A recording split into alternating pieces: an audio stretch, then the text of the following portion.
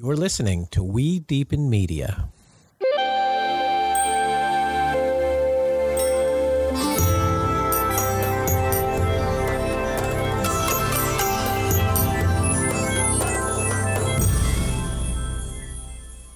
Hello, and welcome to another episode of Deepen with Christina. I'm your host, Christina Weber, founder and CEO of We Deepen, Feminine Weapon, and also a certified professional coach and matchmaker. If you haven't checked it out, go to wedeepen.com and see all types of upcoming social and transformational experiences. LA is popping right now, and we have Tantra speed dates happening in all major cities throughout the United States, even in London, Canada, and Bangkok, Amsterdam too. So definitely check out that website. Why I love recording this podcast, what I enjoy most is being with you in person and introducing you to other people. Everybody within inside of that We Deepen Network are all on this mission of creating loving relationships. And my guest today, him and I, we bond over a lot of things, but he is the facilitator of the Dating Dojo coming up in Los Angeles on March 16th, and also will continue to do other dating dojos in the Los Angeles area. He also is running lots of his own programs around sex, love, intimacy. We're going to get into it today. Also, before we do jump into that, I want to share that we have launched our first relationship course with Relationship Renegades, Emilio and Rachel Brooks Smith. You can check that out. It's the Higher Love course, and it's on the We Deepen platform. And Rachel and Emilio, to me, are the relationship role models. They have something super special that they have cultivated, and they are bursting to share their love with others and how they are navigating their relational life. So go to wedeepen.com, check out that course. And if you do enjoy this podcast, please do like, subscribe, follow, share it with a friend, leave a comment. It helps more people find it and helps me continue to record it. So one of the reasons that this podcast is happening today is this is Yossef's second time on Deepen with Christina. The first episode we recorded is within the first 10 episodes, and our conversation was around sovereignty, relational sovereignty. And today I wanted to discuss fears, desires, and boundaries. It is a way of framing a relationship when two people are coming together. And also, I over time in a relationship, I think that that's even a conversation starter. The inspiration for this, I in my one-on-one practice, as I'm working with clients, I often bring this framework up, this one and another one, BDSM, which we know is the bondage, but there's also a form of that is a consent exercise, or RBDSM. We're going to talk about all these today. And in my private practice, I am developing a customized curriculum when I'm working one-on-one with clients. And this construct came up that I wanted to share it with a client. And when I went to Google to find something to go with that particular framework to send him so he could read it, I came up short. There was nothing on Google. So, of course, I reached out to Yossef, where I first heard about this construct from, to find a teaching on it. And this is how we got brought together for this now second episode. Yossef, welcome to your second episode of Deepen with Christina. We should call it even deepener. Yeah, it's good to be back. I always love sharing space with you, and I enjoy your questions because they stimulate me to think about things. So I'm grateful to be here. Grateful to have you. Now, I know when I first asked you, I was like, I want to do a podcast with you, and I want to call it Fears, Desires, Boundaries. And you said, okay, we can talk about that, but there's other things that I want to talk about too. So what is it what else do you want for us to discuss in this episode? Yeah, it's all interconnected because these frameworks that you're talking about, that you heard from me, that I didn't create, but that are very useful, are consent frameworks for interactions that are originally built for people who are looking to have sexual contact with each other. So the simpler framework, the basic framework, is called fears, desires, and boundaries. The more complex framework that's used a lot in play spaces is called RBDSM, which doesn't necessarily have anything to do with BDSM. It's just a mnemonic device to remember the 5 steps, RBDSM. So those are powerful frameworks around sexuality, but they're just tools. And what I really care about is the purpose for why these frameworks are there in the first place. And I feel that it's my personal mission, and what I feel really aligned to do is to eradicate any vestiges of shame from sexuality.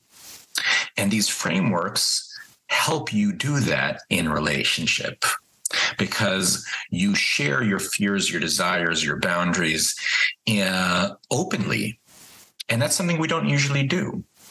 We have desires around our sexuality, and we're afraid to tell our partners even about them because we think that they're going to think that we're weird or odd or strange or perverted. And so we don't talk about our desires.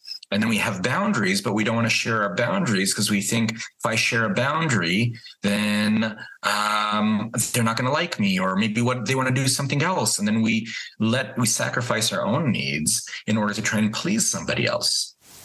And then fears are the most normal thing. Sex is such a charged subject for all of us specifically because it's been so shamed and so repressed throughout the ages, that everybody has fears around their sexuality.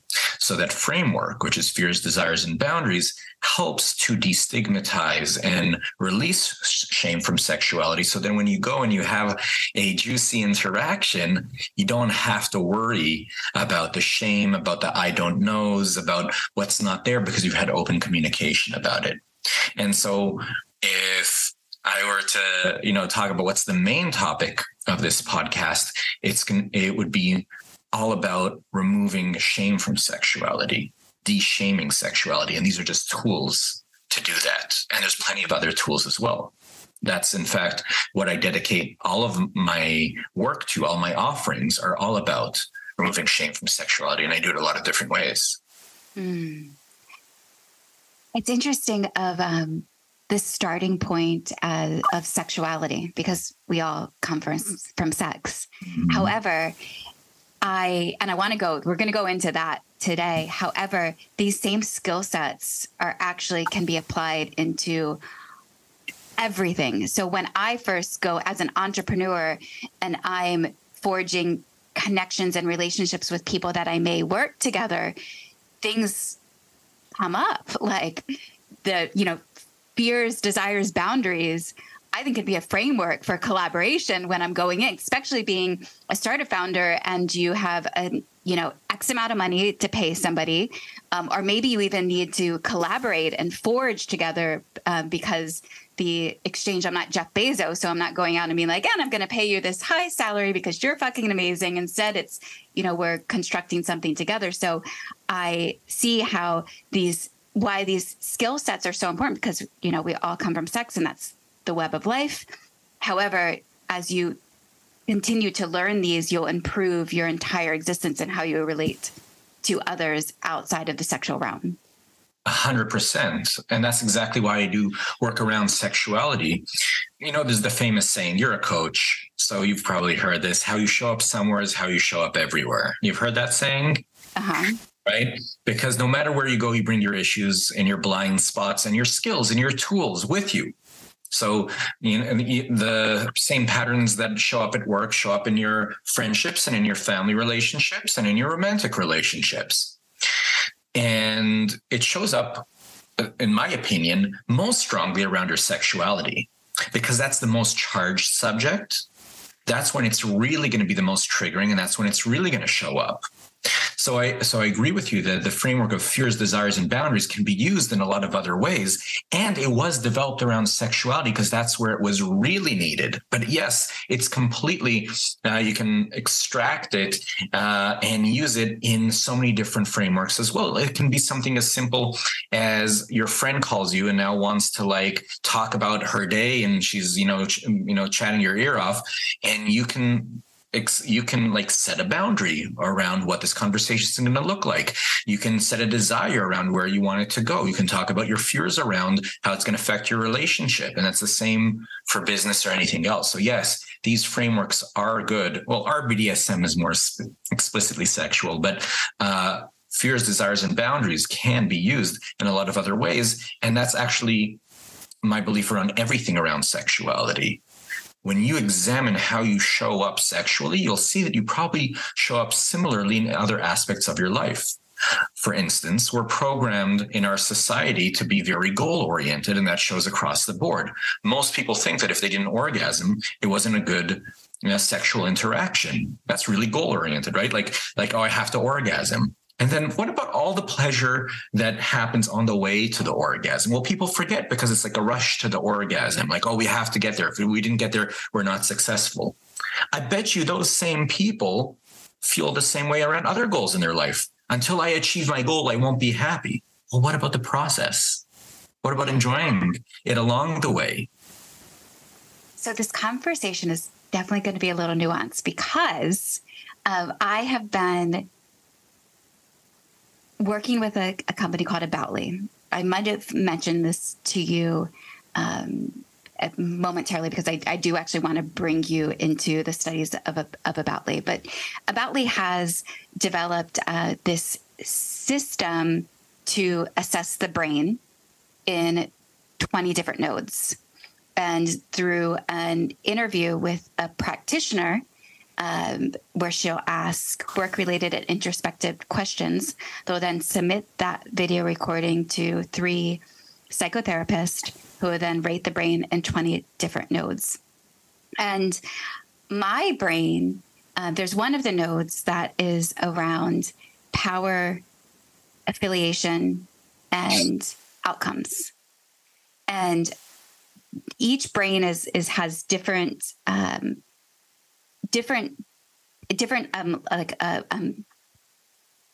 levels of, I guess, engagement within that specific category.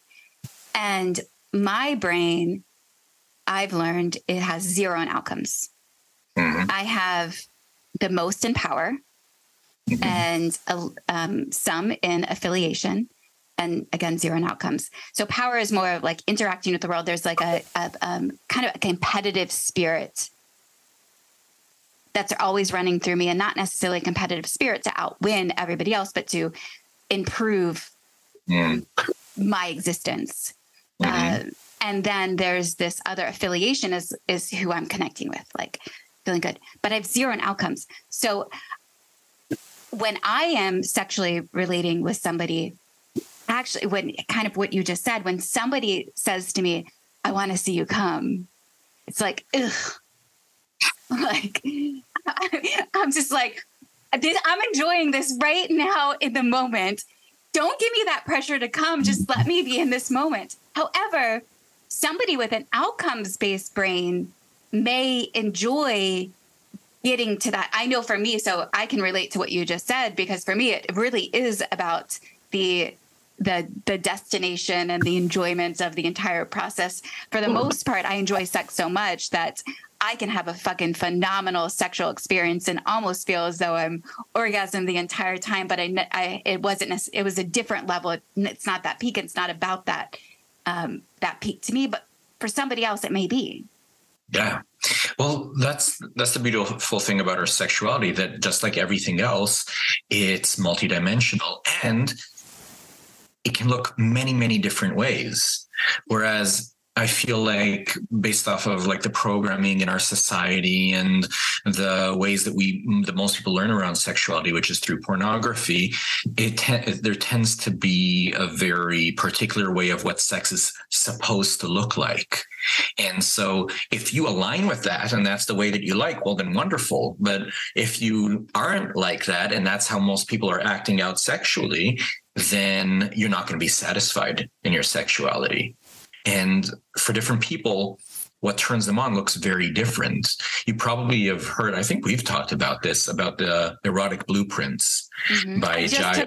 I just took mine. You just took it? Yeah. Okay, I'm curious. What did you get? Can you guess? Well, based on what you told me right now, I would say that you're a sensual, energetic type mix. I'm sensual first. I didn't do I did the free test. Okay, I know if I paid the $70, it would give me the other ones, but I'm pretty sure I'm energetic. That would make sense. The way my body responds. Yes. Yeah. But sensual is first. Sensual is first. Yeah, that makes sense. And so there's 5 types. And I love that assessment because it's sort of reminiscent of the 5 love languages, which we all know about, right? Like gifts, acts of service, words of affirmation. We know that there's 5 love languages and that you have to align yourself with your love language and with your partner's love language so that you understand how to communicate love to each other. And then there's these erotic blueprints, which does a similar thing around our turn on, like what turns us on. So a person who is like, I want to see you orgasm, they're probably more of a sexual type erotic blueprint. And if you're more of a sensual type, and I do think quite a bit energetic, then it's going to create some type of disconnect there. But the bigger thing is to recognize that our relationship to our sexuality and what turns us on and what we like can look a lot of different ways. And I feel that most people don't do a lot of exploration around that. They're like, oh, I'm having sex. That's great. That means I have a good sex life. Well, do you know what's available to you? Do you know what's possible? I know that through the exploration of Tantra and then BDSM, that those 2 worlds opened up so much more for me around sexuality than I even knew existed at the time. It really was transformative for me. Sometimes you don't even know what you're missing. You don't even know what's possible. So why not explore? We do that in a lot of other aspects of our life. Why wouldn't we do that in our sexuality?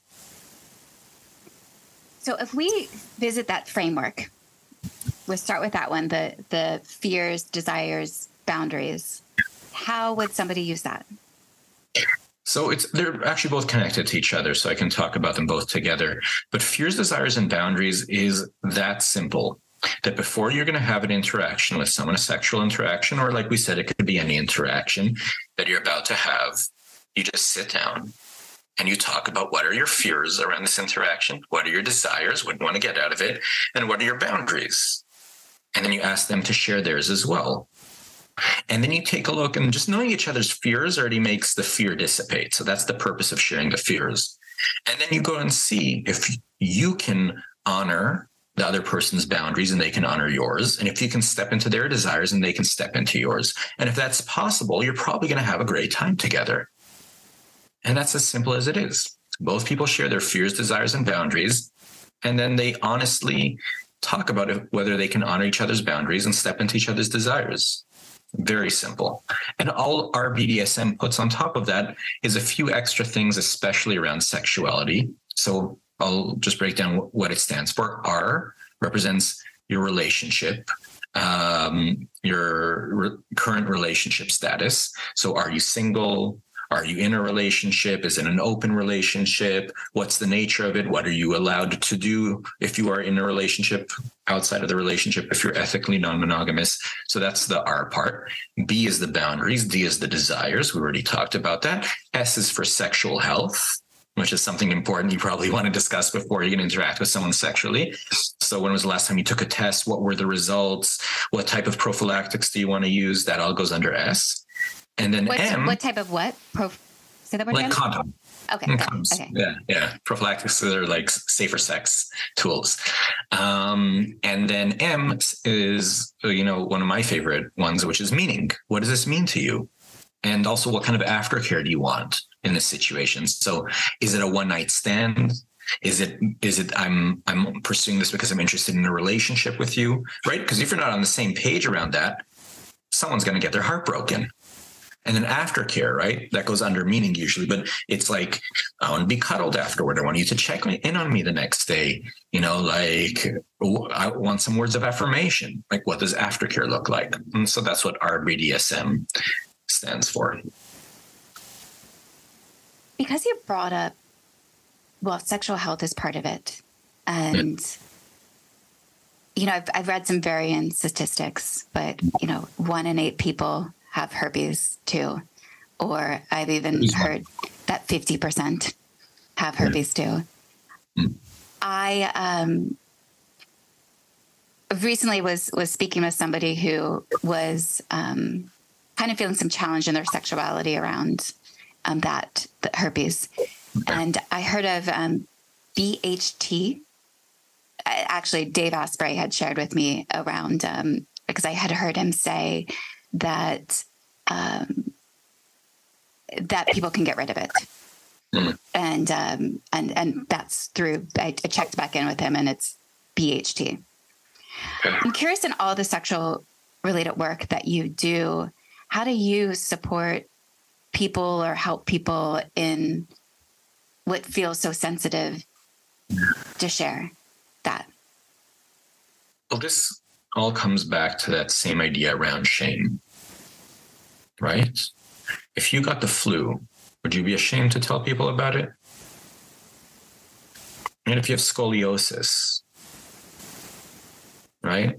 If you have seasonal allergies, are you going to have shame around sharing those things? Yeah, Most people, no. right? Yeah, it's never rhetoric. Most people would say no, right? It's like, yeah, so it's a thing I deal with.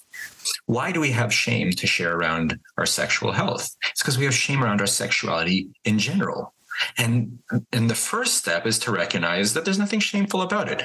And I think even just knowing the fact that 80% of people do have herpes 1, oral herpes, helps to show that it's really not such a big deal. Basically, 8 out of 10 people have the virus. Now, just because you have it, it's a majority of viruses that live in our bodies, we never get rid of them, right? Just when our immune system is low, they sort of spring back up. And so, and also it tends to be that the first outbreak is always the worst. So some people might have got it early in their childhood, not necessarily even related to anything sexual, right? Sharing a drink with someone or whatever it is, it spreads so easily. And then they get an outbreak. And then maybe they'll get an outbreak 20 years later or whenever it is. And it's normal, right? It's a thing that can happen.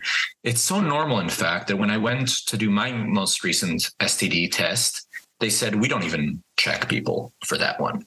For herpes 1. There's no point. Everybody has it. Like, they don't even check. It's not a big deal. Right. And that's just herpes 1. But even like all the other STDs and STIs that you can have, we want to normalize speaking about it. Because the reason why it's spread as much as it has is because people are ashamed to share with their sexual partners that they do have something. So if we make it unsafe for people to share it by shaming it, we're actually part of the problem. Yeah, and judging them for having it. I know with herpes specifically, when Dave was sharing that with me, he's like, I don't even worry about that one. It's not that big of a deal. Yeah. So the majority of STDs aren't a big deal, actually. Very, very few are life-threatening. Some of them are just a nuisance, temporary nuisance, and it'll go away. So what I'm seeing a little bit in kind of the observing of many different people and how they're relating with one another. You mentioned moments ago, ethical non-monogamy. And there's something to me that's feeling like that there's a lot of people identifying with constructs. Like that's part of their, I'm polyamorous. Yeah. And I'm like, you're not you're not polyamorous. Like, that's not an I am statement. I am non-monogamous. I like, because in our last episode, we talked about a little of sexual sovereignty. I can resonate with, I'm sexually sovereign. I'm a sovereign being, as opposed to these labeling of our connections. However, with the poly one, and sometimes in the sexual practice, I'm seeing a lot of neediness around it, for like validational purposes. And maybe I don't want to sound like I'm shaming, so maybe I can even retweak of my observations around it. But there's a lot of, and maybe this is around the space between Alora Anana, who is the last episode before this one being released, 74. This one's going to be 75. She often speaks about in society that there's a lot of talking and fucking. It's like we go from chat to fuck. And, and I believe what your work is doing is seeing too, there's all this space in between talking and fucking, in sensuality and exploration that just doesn't need to be, moving into like the penis goes into the vagina, and so we're going to have sex. There's many other things that you can do. So in the slowing down process, because there is the attachment that can be created through penetrative sex, chords are definitely pulled together. And I can see how the frameworks that you're mentioning of stopping and having these discussions before can actually support maybe the chords being accurately, or the attachment, or working through the attachments happening. However, the neediness that I'm seeing is that there's a rush to get into sex to fill an itch, or fill something that's more of like a starvation. However, I understand with erotic blueprint, and we're all different and have unique makeups, that might even be somebody's erotic blueprints, like they need to have sex. But I see that both parties, like after, I'm going to genderize it for a moment, but there's actually, I'm going to take away the gender, because I can see it from both parties. There's this rush into it, and then they rush into it, and then they both get anxious and nervous and awkward after that sexual experience, if they would have just maybe played in a space of the anticipation beforehand. Well, the part that I want to challenge you on around this is ascribing this to be a specifically non-monogamous or polyamorous issue, which it's not. It's funny that you specifically mentioned that people, sort of rush to label themselves as polyamorous, and you're not about labels. But I would argue that there are many more people that label themselves as monogamous. Oh, I'm monogamous. Yeah, I want to stop both of those. I actually both done. But I just want to start by saying that. And the reason that I'm saying that is because our society is very mononormative. That's the framework from which, the primary framework through which most of society sees things. So we think that's the normal thing, is monogamy, which it's not. And it's especially not if you go back a couple thousand years ago, before monogamy became normalized. It only became normalized once we sort of had to settle into family units. When we were living in more collective units, non-monogamy was more normal and more common, because it was healthier for those dynamics. And now, as we're moving away from these traditional primary breadwinner, father and caretaker mother role, we don't need monogamy anymore to sort of protect us. And that's why you see this resurgence of non-monogamy. So I just want to be clear that it's not that monogamy is the normal way, and other ways are not. And that being said, I'll take it back to the statement that I said earlier, which is how you show up somewhere is how you show up everywhere. If you're a person whose tendency is to have anxious attachment, or what you're called neediness, you can do that perfectly well in a monogamous relationship as much as in polyamorous relating. And we see that plenty of time. There are people, men or women or any gender, that will use sex to anchor an emotional sort of hook into their partner. And you can do that monogamously.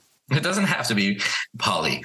The only reason you might be seeing it in poly is because maybe someone's doing it with multiple people. Well, I'm not seeing, I guess there were two separate thoughts to reiterate. It was, I was seeing the identity, and then separately I was seeing this, the neediness. So I want to kind of even separate them.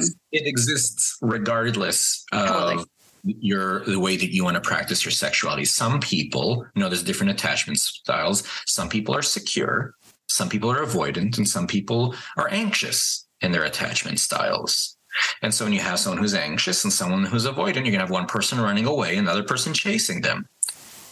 If at least one person is secure, then they can sort of help the other person. And if that person has good communication skills and patience and care and love, they can help heal either the anxious or the avoidant person. And if you have two secure people, well, then good for you. It's a great relationship, right? So anything that you're going to find in polyamory or any type of ethical non-monogamy, you'll find also in monogamy.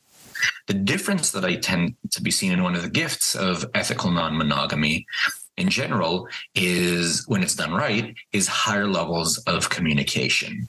Whereas a lot of time in monogamy, what tends to happen is people use the commitment as this sort of like safety. And so, we're in a committed relationship, so we don't even have to talk about stuff. We don't have to talk about it, and we don't have any other desires, and we don't ever think of anybody else. And we're committed to each other, so, till death do us part. So we're not going to end this. And they rely on that concept of commitment to hold everything together, and it doesn't. And I'm not here to say that one way is better than another. I think you can have perfectly beautiful, delicious, monogamous relationships. But what I would recommend is to have all the talk about all the things. And the same in non-monogamy and polyamory. I wouldn't identify as either monogamous or polyamorous like you. I don't think that those I think those labels can sometimes sort of limit us. And I do think a lot of people also use the polyamory framework as an excuse not to do their work and not to look at their stuff, because you can easily just jump from relationship to relationship when it's not working out. And so there's something that maybe they can sort of gain and learn from a healthy monogamous relationship, which is sticking in there and doing the work.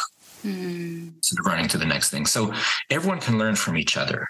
And I agree in general that I'm more with you in being sort of sexually sovereign and not putting myself in either of those boxes. And I just sort of find my own way.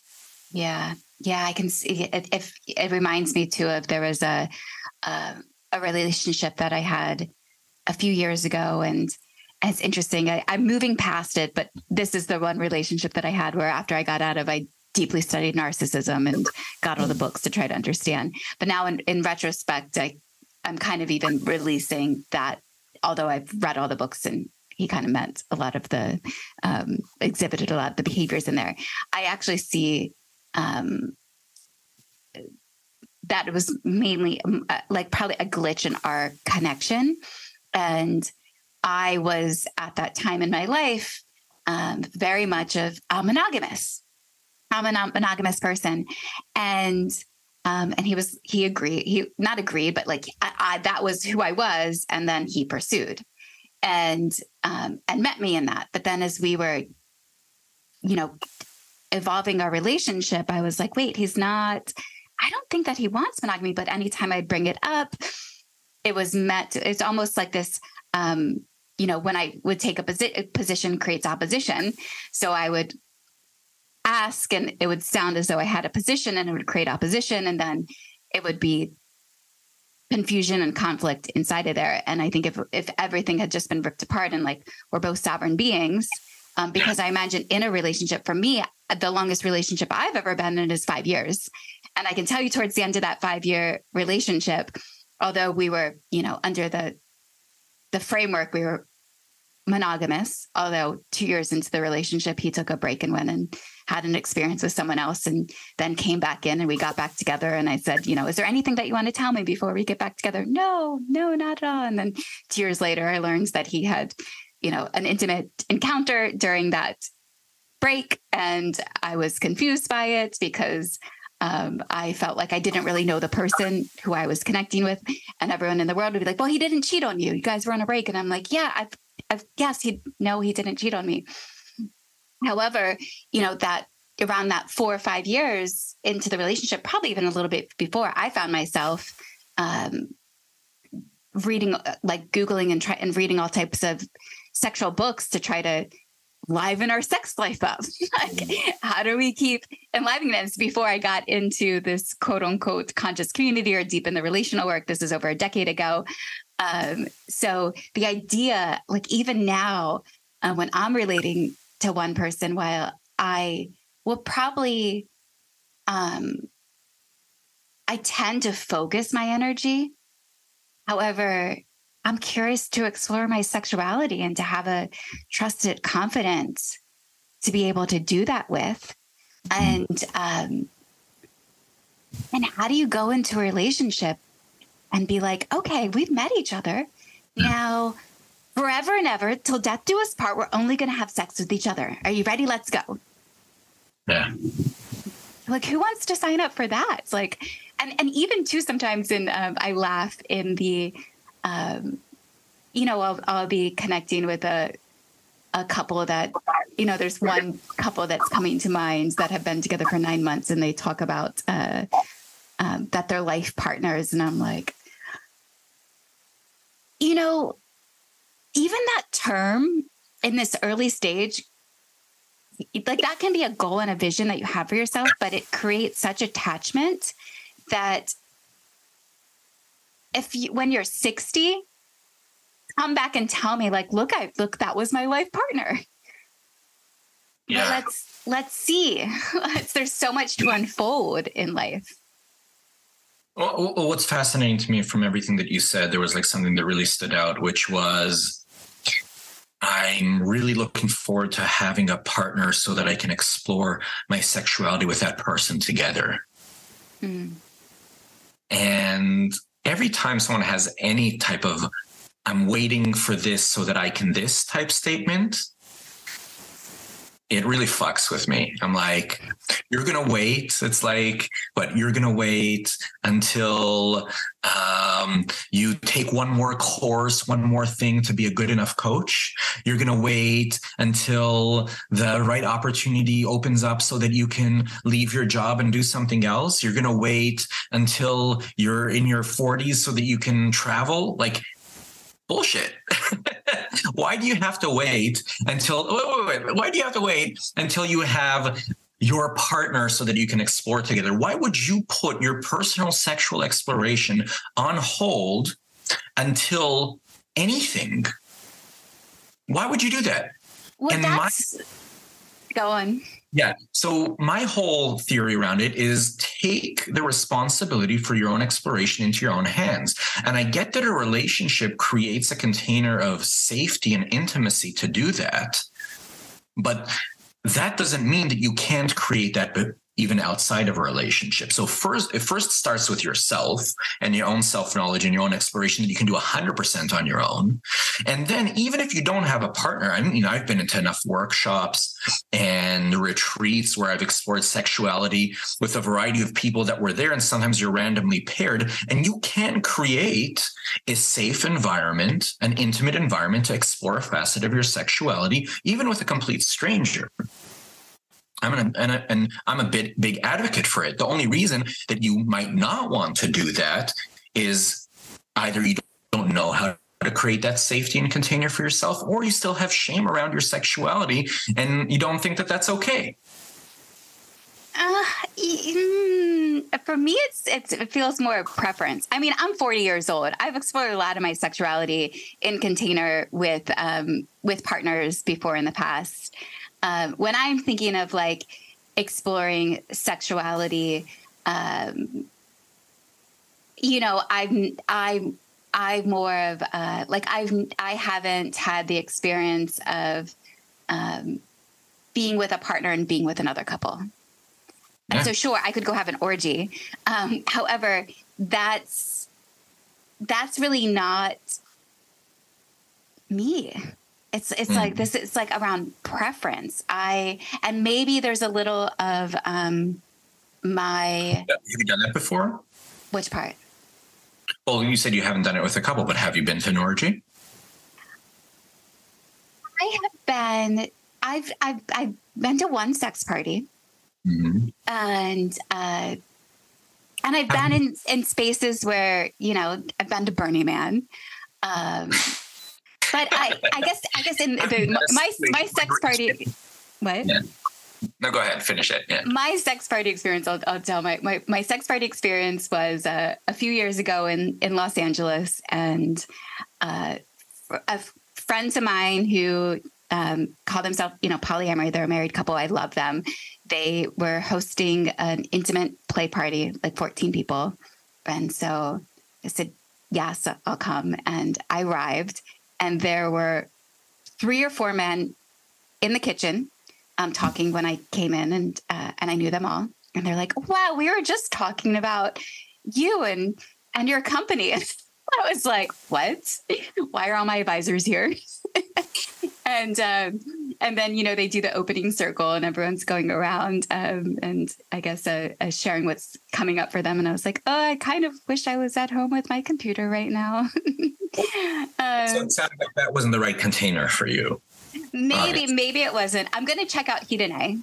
The European sex party is coming to Austin March 24th weekend.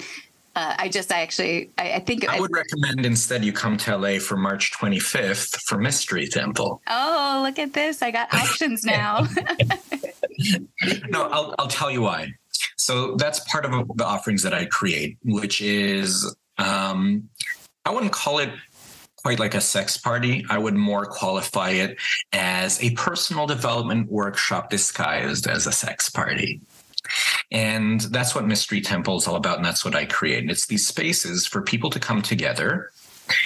And first of all, why I like it more than your traditional type of adult play party is that the first part of it is workshops and icebreakers and connection activities to help people put down their guard. Because usually you go and you just sort of got to like figure out and like walk up to someone and thing and all of a sudden just like sink into your sexuality, which is difficult. So this creates sort of this like energetic foreplay in the whole group to feel more comfortable and safe with each other. Everyone's on the same page around consent. There's a theme, actually the theme for this particular one is called Wildest Dreams. It's all about stepping into your fantasies.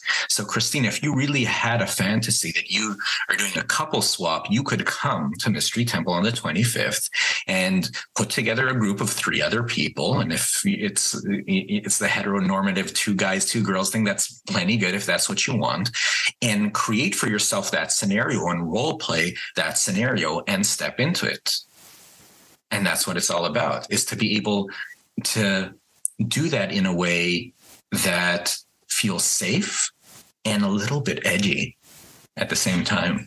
You know what? Immediately when you say that, there is somebody that I'm, I guess, of playing with and deepening with. And immediately I'm like, oh, I want to bring him.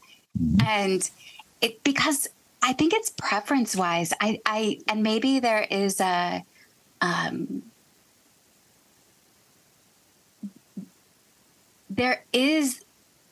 for sure. I have, played in the space when I say, I guess, by myself. And I am more even at the time in my life where I don't enjoy that as much anymore. Sure, that come online for me sometimes, but for the most part, I'm hypersexual with another human, and I'm not even really I've played with the sex toys before in the past and had a vibrator. I think I've not really even, that doesn't even turn on to me anymore, but there's the idea And I guess the excitement of where I'm at is to be in a room and having somebody who I can lock eyes with. And there's this sense of that my nervous system releases. And also too, the other, I think I guess I'm picky. There's like a pickiness, like I don't want to share energy like that with others. And it's probably even could go back to my childhood. In spaces, I'm just going to share my experience of childhood. My experience of childhood is that the boys would have crushes, and then I would break their hearts in some way or something, because there I was, like, bright blue eyes and blonde hair as a kid. The girls would get jealous. And this is just my experience. They would get upset with me. And so I played in this neutral space and kind of developed my own container around it. Now I know you could hear that story and be like, oh, great. Look at this. Of all, you could cut down this, this conditioning and break that through. But I don't know. I also, like, I don't mind, the person that I'm connecting with. He has his own practices in other areas, and that's cool. I'm not in a space of taking anything away from somebody when I come into connection with them. But for me, what personal preference is that, and also say too, it's not that I necessarily wouldn't do something without having this other human with me, but there's more of like an excitement at the stage that I am in my life to explore that. And maybe if he wasn't around, I would feel like, okay, I probably would be like, okay, yeah, I'll come alone. And maybe I wouldn't come alone. But I think the more of the reframe is that there's an excitement. It's not like a waiting to do it, but there's more of like an excitement to do it. Well, that's what it should be. It should be about following your excitement. And if your excitement is to share in these spaces with your partners, then bring your partner, right? I have people who come alone. I have people that come with a friend. I had someone come with her sister to the last event because she just wanted someone to be around. And I've had people come with their partners. And sometimes people come with their partners, but only interact with each other because that's where they're at. And they just want to feel in a space where they can be sexually expressed around others, even if not interacting with others. I have people who come who are voyeurs and just want to watch. And that's great because every exhibitionist needs a voyeur to get off. Right. And I have people who just want to cuddle. And then I have people who want to try something new that they've never done before. So everything is welcome in that space. I sort of think about it as like a lab for your sexuality and a lab for tuning into your desires and a lab for tuning into what your boundaries are, a lab for checking in on your fears. And if it's a fuck no, or is this is edgy and I want to step one step outside my comfort zone, and you get to explore in any way that you want there. And everything's just available. So would you say that part of your mission or intention is the eradication of shame? Yeah. And healing as well. You mentioned healing too. Does that mean though that I was recently asking somebody about where kink comes from? Yeah. And his thought process was around that it comes from a trauma in the womb or with the child. So that's a little that's an interesting perspective, because if it's coming from trauma, then it's like, are we trying to heal the trauma and then you move past it and then you don't like kink anymore? Like, what is? First of all, there's like capital T trauma and there's lowercase t trauma, right? We all have a variety of lowercase t trauma. You wouldn't have a personality without trauma. Because it's what builds you. It's who you are. So when you're going to what healing is all about is almost like just shifting your mentality to specifically that lowercase t trauma. Capital T trauma is like a very particular kind of work, but shifting your relationship to it and moving from a place of being a victim to the trauma to becoming sovereign, to becoming conscious around why you do what you do. So it could be, and I'm not 100% sure about the science behind it, but it could be that your kinks are formed in your childhood, maybe, maybe not. And it could be that then you get into that and then you heal it, but then you still choose the kink just because you enjoy it. And it's not acted out sort of from this place that's reactive anymore. And that's true for everything about us. And so the purpose of destigmatizing sexuality and removing shame is really about healing, and not just on the individual level, but on the collective level. Any natural desire that doesn't have a healthy outlet will be expressed in an unhealthy way. And sometimes that unhealthy way is hurtful towards others, like when you talk about violating other people's space and sexual harassment and all of that. And sometimes the unhealthiness is our own unhealthiness, which is our own repression or our inability to set boundaries or whatever it looks like. So if our natural desires do not have a healthy expression, they will show up unhealthily in our life.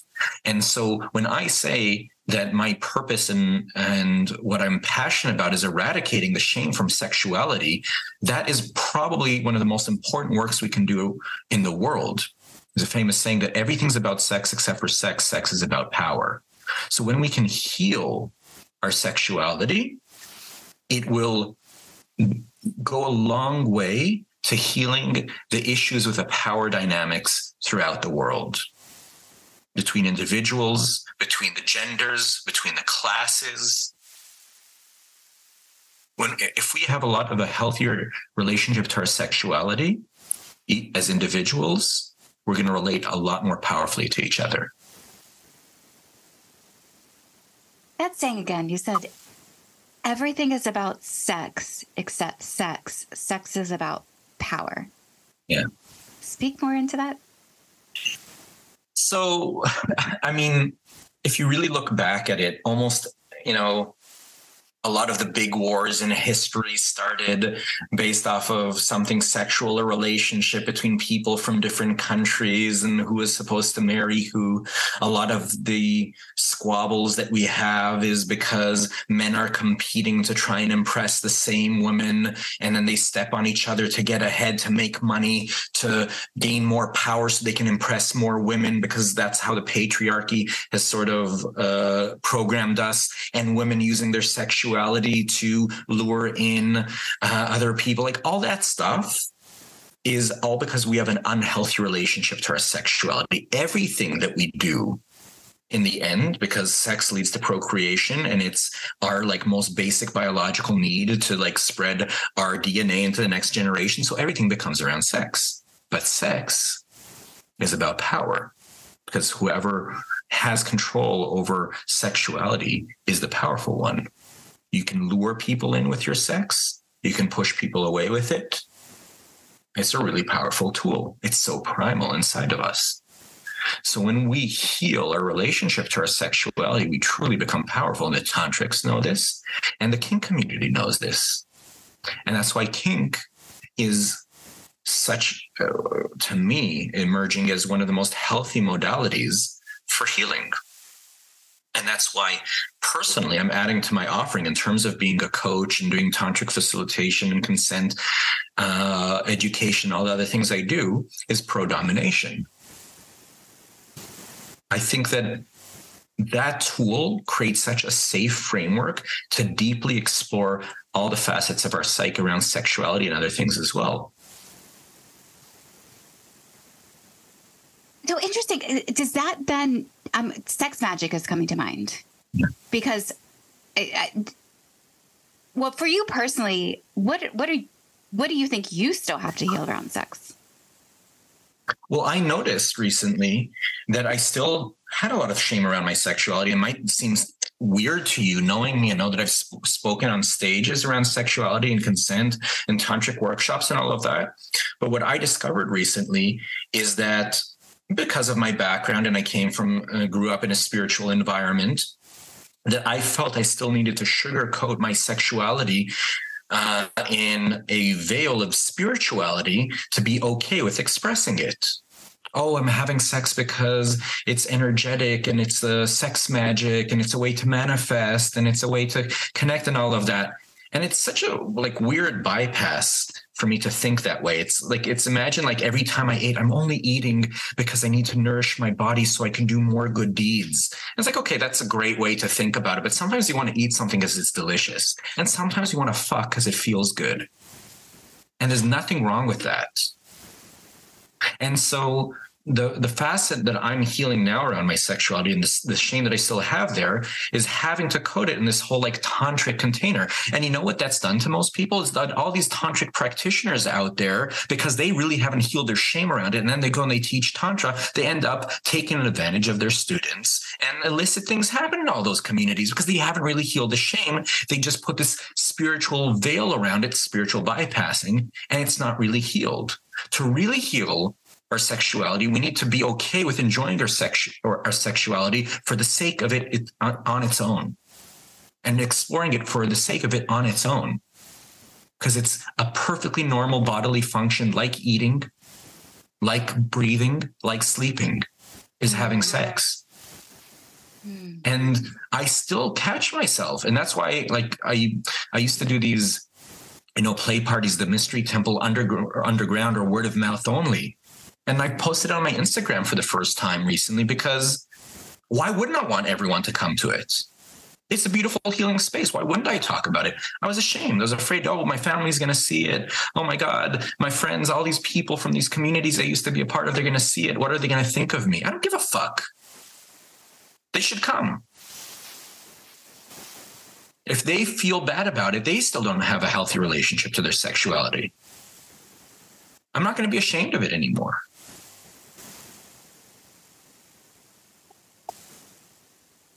This might sound like an off-topic question. However, it came through when you were speaking. Do you think sometimes the human mind creates problems to transform and heal from the human mind? I think that I think that personal growth and personal transformation always goes in one direction, and that's forward. There is no backward momentum in it. So everything that we do, I believe, moves us towards more transformation, even if that sometimes feels like going back into the gunk. Sometimes we need to spend more time in an uncomfortable zone to push us out of it, if that's what you're asking. Why did you ask that? Why did that come up? Well, because when you said that something that you had just noticed about yourself, it was, I just wondered, like, are us as humans seeking problems to, like, in like our pivoting mind to create something so we get to overcome something? So we create a problem to overcome the problem. We're like, ooh, this is great. This is what the meaning of life is, transformation. So I'm going to keep transforming. So I have to have something to transform. So I've got to create something to transform over and over and over again. I mean, now we're going to more existential discussion, which is one of my favorite topics. But I will say that I did spend a lot of time in that space of no problems. There are no problems. There is no purpose. There is no meaning to anything. And that's true on a certain level. Nothing means anything except for the meaning you give it. There is no purpose except for the purpose that you give something. That's absolutely true. But when you live that way for a really long time, well, I'll speak for myself, it ends up getting boring and you can't really move anywhere and you can't really do anything because nothing really matters. So yes, I think that what we do is we create a construct and a character for ourselves so that we can choose, this matters to me. So then we can have purpose and meaning are really enjoyable to align yourself with purpose and meaning, even if they don't really exist. Even if there's no real thing. So I've now am stepping into an avatar of a person that cares a lot about this topic because it's what lights me up. Can I ask you a personal question? Yeah, choose to answer it or not. So I know you're in a, I guess I'll call it primary partnership. Do you and your significant other have boundaries? We have plenty of boundaries. Like what? No, I mean, there's boundaries around everything. Every time you're trying, I think that there's like this inherent challenge of trying to balance sovereignty and connection. Right? If you're completely sovereign, that means that you do things without having to consider any other voices from the outside world. But you can't live like that in a relationship. Like you can't just like, if your partner's sleeping, just wake up in the middle of the night and start banging the pans together. The relationship's not going to last long. So there's a boundary. When I'm sleeping, right, I want you to respect the fact that I'm doing that and take that into consideration. That's just a very simple example, but that extends into all places. So I think that there is this sort of inherent showdown between sovereignty and connection in relationship, but it's about finding the balance and where does it work and where does it fit. And I think that when you have two people who are great communicators, like me and my partner are, and two people who take a tremendous amount of personal responsibility for their own state and a tremendous amount of love and care and compassion for each other's state, then you can make anything work. And you can have a relatively high amount of sovereignty and still respect each other's boundaries. Okay, that example of the pots and pans banging at the middle of the night is not a good, to me. We got to give another example, because that's like an incompatibility if somebody is banging pots and pans at night, or maybe it's not, but like it's a. Yeah, I was using a very like exaggerated example. But yeah, let's get to some real examples of what boundaries, what are in a. I'm asking this question because last episode with Alora and Anna, she actually pushes up against the idea of boundaries. So I've learned from many coaches that having boundaries is healthy and it helps people to assess compatibility. However, she speaks to when you have boundaries that it's actually you're taking away, as you think you're taking away the risk, you're putting the risk in. I think people misunderstand boundaries. I think a lot of people misunderstand what a boundary is. Your boundary can't be about someone else's behavior. It can only be about your experience. Like you can have a boundary that says, don't hit me, right? That's not okay. I'm not okay with that because that directly affects you. But you can't have a boundary saying, I don't like it that you hang out with this person. That's not a boundary. That's not your boundary. That's control. Not trying to control someone else. A boundary can only be on something that directly affects you. So I think people misunderstand what a boundary is. And then they'll say, oh, it's my boundary for you to ever speak with this person. And that's bullshit. You're trying to control the other person. Do you understand the difference? So give me an example of a boundary that you and your partner have. Of a boundary that we have. You said we have a bunch of boundaries. Yeah, a lot of our, I guess we focus less on boundaries and more around alignment is, I guess, the way that we. This is free will. This goes into free will of like, because I want you to be you and I want to be me. And if we're unaligned, then bless your hearts, like be free. Like it just doesn't align. Well, it's kind of like, this is I've heard this oftentimes is there's in a couple, one wants to get married and one is not ready to get married. And so oftentimes it'll be of, the I'm going to speak in genders for a moment because this is how I've heard it, but like the woman wants to get married and the man feels as though she's giving an ultimatum. That's what he defines as an ultimatum. But for her, it's a boundary because she in her life would like to get married to somebody. And so that's part of her desires. And if that's not going to happen, she's going to leave and go elsewhere because she gets to make her dreams come true. And if you don't want to meet that, it's not an ultimatum. It's just hey, this is what I want for my life. And you don't want that. So we're actually unaligned. I like to think about it as a place that there's opportunity. So if there's a behavior that one person does that triggers the other person, both of them got to take a look at it. The person who gets triggered gets to look at that trigger and to see where it comes from and to see if there's any like valid concern there or if it's just their own issue. And that's the work that they get to do. And the other person whose behavior triggers their partner gets to take a look and really feel into it and be like, is this worth it for me to continue this thing that hurts my partner and maybe jeopardizes my relationship? Or is it not such a big deal that I'm willing to shift this behavior because I really value the relationship? And if both people are doing their work and it's not always one capitulating to the other, then sometimes it's going to swing one way and sometimes it's going to swing the other way. And is compromise in a relationship to make it work, because no two people are 100% aligned on everything, but you make it work. Last question. Can you give an example of maybe a hard conversation or something that you negotiated or come to compromise within your relationship around sexuality? Mm-hmm. Well, I think the nature of our relationship from the beginning was we knew that it wasn't going to be strictly monogamous. We both knew that. And it's a conversation we had on the second date that she brought up, actually. She doesn't see herself as strictly monogamous. And I was like, oh, great. I don't see myself that way either. The interpretation of what that meant was very different in her mind and in my mind of what non-monogamy might look like. Right? And so I feel like the ongoing conversation that we have is sort of, and this is why we don't define ourselves as neither polyamorous nor monogamous nor anything else. It's where we sort of call it, we borrow the term a designer relationship, where everything becomes a case by case basis.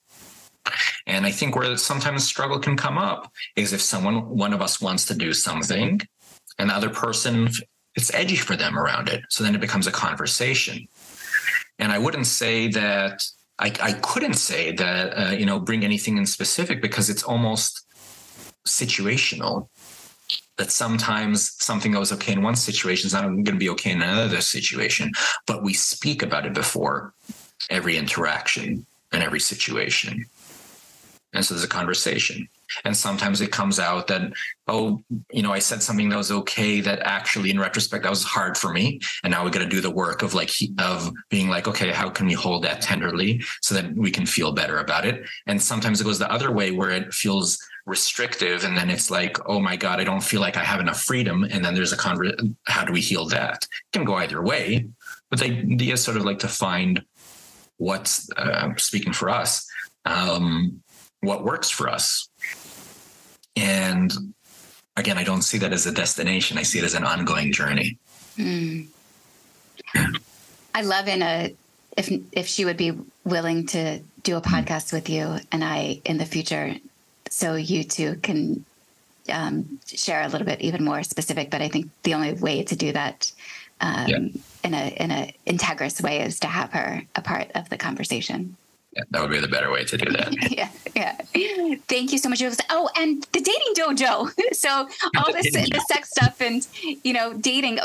Before I get to the dating dojo, when you even hear that word dating, what does that word mean to you? It's funny because I never started dating until I was like a serial monogamous. I just went from relationship to relationship with people that I knew and were in my community. And so I never had to date because I already knew them. And before I met Natalie, I went through this 2-year period where I was doing some pretty aggressive dating. And what dating meant to me, at least, was showing up into interaction with another person with no agenda of where it's supposed to go and a lot of curiosity and seeing what magic can happen in that space.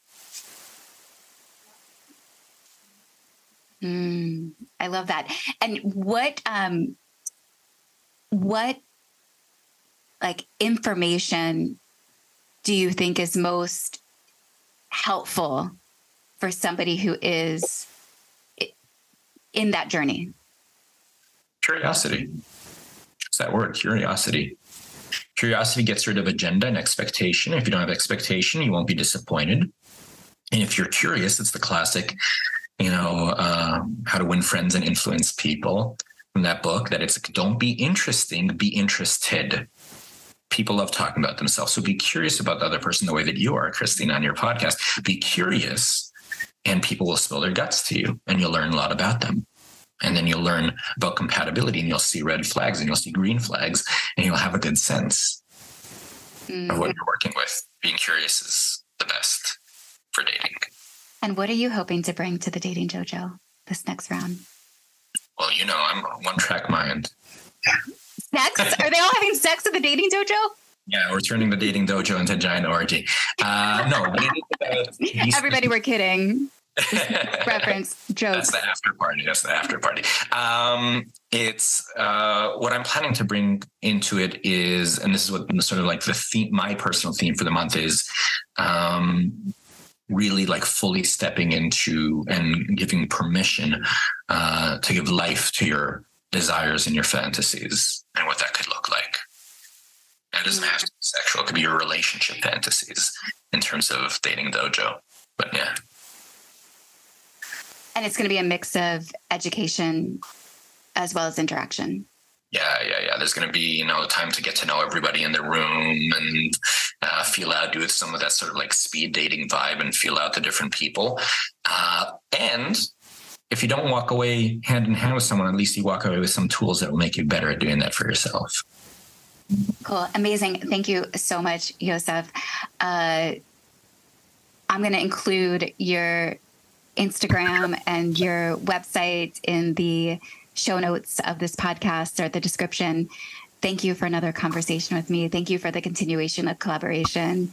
I feel like we are teammates on this mission of uniting the world. Yeah, I always love working with you and truly feels like we are on this soul path together. I appreciate you. Thank you, everybody, for tuning in to another episode of Deep In with Christina. Again, if you do enjoy this podcast, please do like, subscribe, leave a comment, send it to a friend. It helps more people find it and helps me continue to do it. And go check out that calendar at wedeepen.com. Also see the new relationship course by Relationship Renegades, Higher Love, and come be with Yossef in person at the Dating Dojo. And we're going to continue to share his offerings on that calendar. Bye for now.